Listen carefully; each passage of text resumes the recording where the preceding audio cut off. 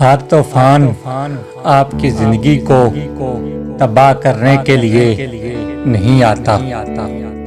کچھ طوفان آپ کے راستے صاف کرنے کے لیے آتے ہیں۔ چونٹی اگر کسی راستے سے گزر رہی ہو اور آپ اس کے سامنے انگلی رکھ دیں تو آپ کی انگلی اٹھانے کا انتظار نہیں کرے گی، بلکہ اپنا راستہ بدل کر اپنی منزل کی طرف چل پڑے گی۔ اس لیے کسی ایک راستے کو بند پا کر تھک ہار کر نہیں بیٹھنا چاہیے، بلکہ راستے اور بھی ہیں اور روزی دینے والی ذات آسمان میں ہے۔ بسا اوقات وہ کسی چیز سے محروم کرتا ہے تاکہ تمہیں اس سے بہتر عطا کرے۔ محنت اتنی خاموشی سے کرو کہ تمہاری کامیابی شور مچا دے۔ مت کرنا غرور اپنے آپ پر اے انسان، نہ جانے کتنے تم جیسے مٹی کے نیچے دفن ہیں۔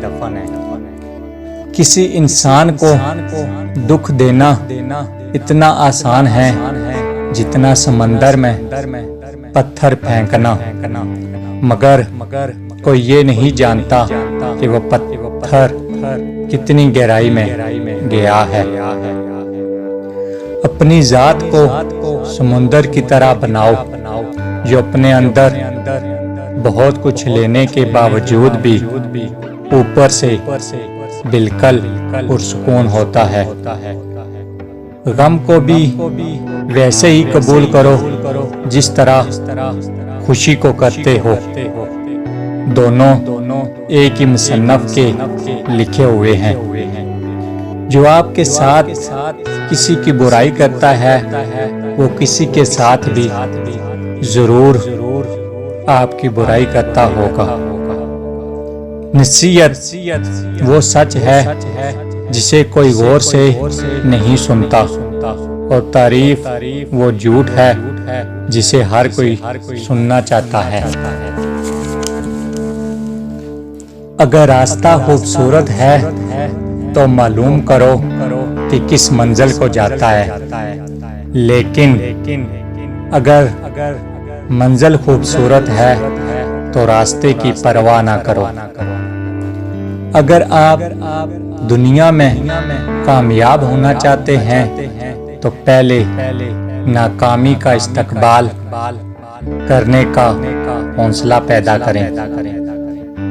جس مقام پر آ کر برداشت ختم ہو جاتی ہے اسی مقام سے صبر شروع ہوتا ہے۔ بے شک مشکل وقت بتا کر نہیں آتا، مگر سکھا کر اور سمجھا کر بہت کچھ جاتا ہے۔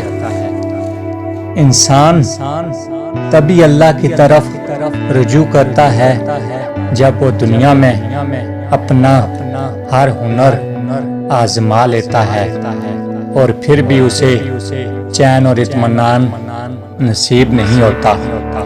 پھر اس کو یقین ہو جاتا ہے کہ صرف اللہ کی محبت کے سوا ہر محبت میں فنا ہو جانا ہے۔ اللہ نے انسان کو دل دیا ہے، مگر اس کا سکون صرف اپنے پاس رکھا ہے، اور فرمایا یاد رکھو دل کا سکون صرف اللہ کی یاد میں ہے۔